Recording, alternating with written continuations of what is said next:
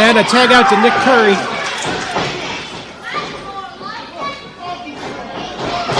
I don't know what that was, but it was nice. Belly to belly. Belly with a bridge. 1, 2. Wayno making the save. Gingerbeard just went down slowly again. Gingerbeard is not having a good night here. They should have hired a different ref. TJ Crawford thrown out of the ring by Wayno. Wayno now picking up. Clubbing forearm to the back of Nick Curry. Nick Curry trying to fight back, but it doesn't look like it's going to happen. Oh, he's fighting back. Oh, Nick Curry back up. Got a second wind, I guess. Oh, he's taking some shots to the stomach by Wayno. Looks like electric chair time. Wayno with Nick Curry on the back, and off comes DTF. Oh, he missed, and he's rolling up. Oh. Wait a minute. Ref. Gingerbeard! Look behind you! Behind you! Come on, ref. This referee needs to go. Nick Curry had Wayno rolled up for the victory. Oh, now Wayno's got a small package, handful of tights, and a quick count by Gingerbeard. Oh my God, he just got paid. These guys just got screwed by Gingerbeard. Oh my God. This match was not won by Wayno and down to fuck. This match was won by Gingerbeard. Nick Curry's in the ring, a little distraught. TJ Crawford getting harassed on the outside. And he just got paid. Yup, there's an envelope with money. Damn it. This crowd is hot. Wayno is out of here with a victory, cheap victory, and his awful red hat. So the big story coming out of that match was the referee, who we affectionately refer to as Gingerbeard, was obviously paid off by Wayno to win that match. He was slow counting, and then a very fast count at the end there, 3 count, helping Wayno pick up a victory over Nick Curry and TJ Crawford. So that was the big story coming out of that match. Wayno got what he wanted. He paid for a victory, coming off several defeats in Year Championship Wrestling, and he picked up a victory last night. So he should be proud of himself. We were commentating in that match, having a little fun. We have a lot of respect for all the wrestlers that get in the ring. We just poke a little fun here and there, so please don't take offense to what we're saying. So later in the night, we did catch up with Kid Curry. He stopped by the booth, and we got a little interview with him, and we're going to send it down to ringside now to hear from Kid Curry. Joining us now is Nick Curry, third-generation wrestler. Nick, you came down to the ring tonight, and the crowd was hot for you. They were behind you 100%. How does that make you feel?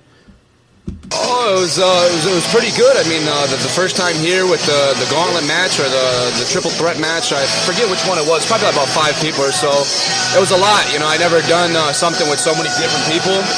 So having a little bit more controlled and having more so of a set 2 opponents made it a little bit more easy. And TJ is very, very talented. If I didn't have him in there, I wouldn't be able to pick up the extra slack, because there was a couple times in there where I don't know, I feel like my lungs were going to explode. I got pretty tired. Those guys were formidable opponents. You were in there quite a while without tagging out. So the crowd gets behind you. Yeah. As soon as you are out of that curtain, you are getting cheered.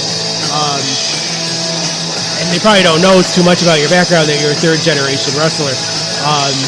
What would your grandfather and your dad think about how you're performing? Well, I think they would like it. My dad exclusively trains me in a gym in Holyoke.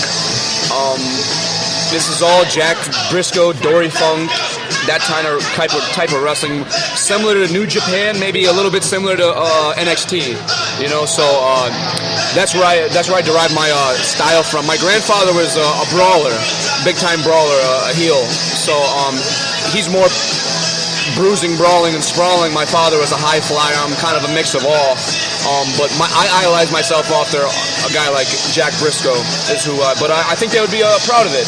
As a matter of fact, I got the greatest accomplishment, I feel like, ever, because I just won Rookie of the Year for the Heart Foundations. I mean, the Heartbeat Radio Rookie of the Year. This is a pretty good wrestling forum. But the last show at NYCW, one of the medical doctors, and I think he does work with Syracuse University, came up to me and told me, "You remind me of 3 people." Now, this is probably not names that the average people would know, but he named off Antonio Rocca, Edouard Carpentier, and he said Flying Fred Curry. And Flying Fred Curry... Did he know at that point that it was your dad? No, he didn't. And he didn't believe me when I told him because my father's older, you know, but he didn't believe me because I'm so young. But I showed him pictures and everything, and he was like, whoa. And the reason why it's so, like, monumental to me, I'm getting goosebumps even thinking about it, is because Antonio Rocca was my father's idol, who he idolized everything he did after. So for them to tell me that I was reminiscent to that meant all the things in the world and boost my confidence tenfold. So you said your dad is training you. Where else have you competed? As far as professional wrestling? Yeah. All right, so I wrestled big-time wrestling in Long Island. I wrestled in World Classic Professional Big-Time Wrestling. That was in Ohio. We're going back this summer, and we're going back in the spring and the fall, actually. I got a few more dates out in that area. I wrestle a lot for, I just started wrestling for SWF in the Trifecta. Got some dates coming up with those guys. New England Championship Wrestling is my home base. They're having a little bit of a furlough now, a few health issues with the promoter, but once they're back, we'll do good. We just had a show last year, which was like freaking last month, in October, and we drew like 700 people. And for an indie show at a high school, that's pretty good. Especially, you know, in the Boston area, there's a lot of things to do, so there's excitement. You know, the wrestling scene is thriving now, so it's pretty cool. But looking to reach out more, building a resume, building tapes, gonna send my stuff out. The phone's been ringing, thank God, you know. And right now, just the goal for 2019 is to test myself against TV guys, experienced guys. I would really love to do a 30-minute match or an hour match. Something more reminiscent to the Dory Funk, Jack Briscoe. And on top of that, I've still an adamant competitor in submission grappling. So I'm looking to hit IBJJF this year and a few other places. And coming up on January 25th, you're going to be competing in Rhode Island. What company is that for again? That is the return of Empire Pro Wrestling, Eastern Pro Wrestling. It's ran by a guy named Brutal Bob Evans of ROH. Back in the day, it was one of the hotter indie promotions around, and they had guys, Mike Bennett. We all know who that is. His name was Thomas Penmanship at the time, but that's Tommaso Ciampa. Pat Buck when he wrestled as Roo Star. They had my brother, The Rocket. Actually, me and The Rocket are tag teaming up, and that's going to be Freddie's return to the ring since in almost 10 years. So that'll be good. Our father will be out there managing us, and we're ready to get in there and go for it and put it all on the line. I feel confident. In 2019, I feel confident. In 2020, I feel like I'm going to make some noise. Are we going to see you back here in New York Championship Wrestling? Absolutely. That's definitely got dates lined up all the way till March, April, May. So and we'll see how the road goes. I got that all exclusively written down on my calendar, and I'm putting that as a priority because there's a good crowd here. I love Utica. I love upstate New York. New York's always been good for me. I wrestled in Ithaca College. Not at, but wrestled at Ithaca College at one of their tournaments in college.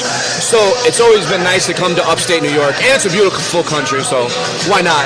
You like the snow? You think that's beautiful? Well, I tell you what.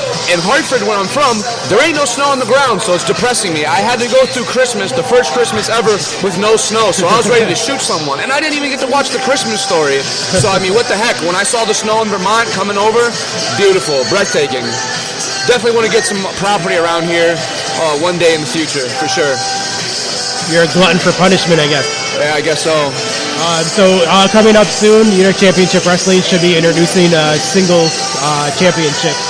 Are you going to throw your hat and name into that hat? Oh, absolutely. I'd like to,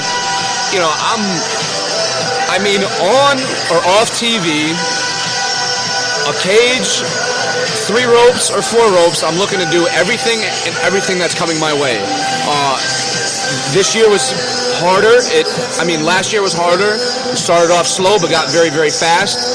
Got injured in a couple jiu-jitsu tournaments.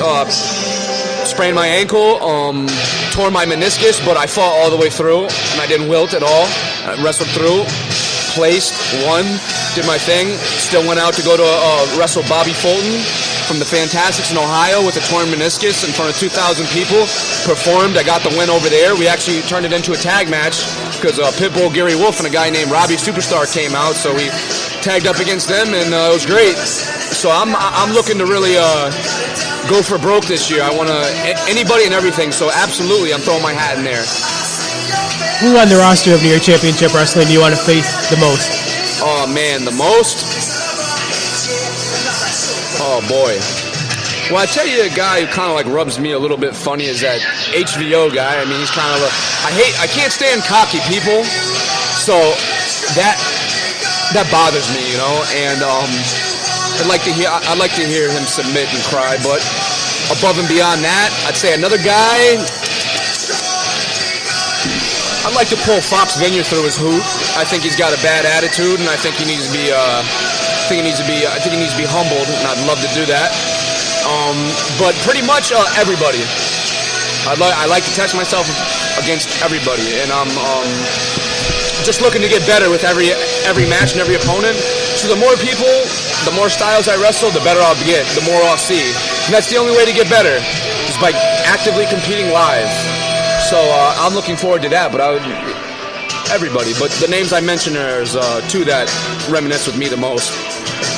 You probably get asked this question a lot about your grandfather, the famous cement block story. What do you know about that? The cement block story, which one? Which one? How many cement blocks did he use on people? Not many, but the one that, probably a few. One got him arrested, right? One got him landed in jail? Yeah, one got him landed in jail, and he had to furlough to get a rematch in, and then he got out and caused a riot and went right back into jail, literally. And he got out of that, but I mean, we're talking from 1932 to 1982. The Wild Bull stayed strong and stayed the duration. He wasn't a guy for the flashy cars, wasn't a guy for the flashy anything. He came into this world from a tough beginning. Was the eldest of 5 children. Started off making ends meet, fighting in carnivals. Touring to Pennsylvania and New York coal mine and lumberjack camps, taking on all comers. Anybody can last 5 minutes gets $5 and win 64 straight, his longest win streak with no one getting out of the first round. Debuted into pro wrestling for Adam Weissmiller, who was a mecca of Detroit professional wrestling back in the 30s. Wrestled Alibaba, wrestled, I mean, all the greats. George Doucette, the Casey brothers. These are names probably nobody even knows about. Fought Jack Dempsey in Detroit, 1941. One of the first ever mixed martial arts bouts. Sold out that arena. I mean, really monumental. Went to Texas, and that's where hardcore wrestling was born. And with hardcore wrestling, the Wild Bull is never to be paralleled. Today, tomorrow, 3,000 years from now, there'll never be another one. On or off TV till this day, no one can match it. Caused more riots, had more bloodshed, sold out more arenas for 50 years than I don't know too many other people that can compete. I mean, you can throw guys like Flair in that aspect, but he definitely is in a class of his own. Pro Wrestling Hall of Famer. Never got the chance to meet him, but I'm fighting for everything I can. I the best of my will to keep what we got going on, and I think the cards are in my favor. So your father took a different approach to wrestling than your grandfather. Yes. And now you're taking kind of a different approach from both of them. Who would you say you tailor your style on most, your father or your grandfather? Well, I never got to meet my grandfather, so he never really trained me, but he trained my father. So with that, I get the aggression from him. I get my punches from him. I get a lot of things. I actually mend the both of the two. But I probably gravitate a little bit more towards my father's style. But in the future, I wouldn't count out death matches or anything like that he used to shock the world with, you know, against guys like Abdullah the Butcher and Terry Funk and the original Sheik, the only Sheik. Yeah, absolutely. But no, more so my father. Just because of the hands-on training I've gotten with him, you know, like all my moves and all my sequences I do is all from him. These are all matches. So you can actually find it on the WWE Network if you look up Curry, C-U-R-R-Y. You'll see some stuff from 1979 in Championship Wrestling, All-Star Wrestling. So that that's pretty good. Yeah, and if you dig deep enough and hard enough, you can find some wild Bull Curry matches. There's a Bull Curry match versus Johnny Valentine, and